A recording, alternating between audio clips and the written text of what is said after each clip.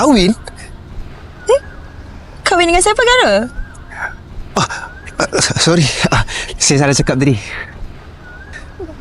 Aku memang dengar dia ajak aku kahwin tadi. Tapi, iya ke? Jom, teman saya cari air. Ya.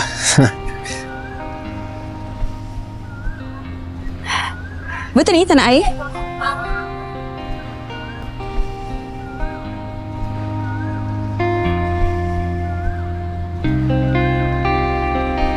Dengan Arina ni, aku tak rasa sunyi. Aku rasa tenang. Dan tenang tu, benda paling bahaya bila kita jumpa seseorang.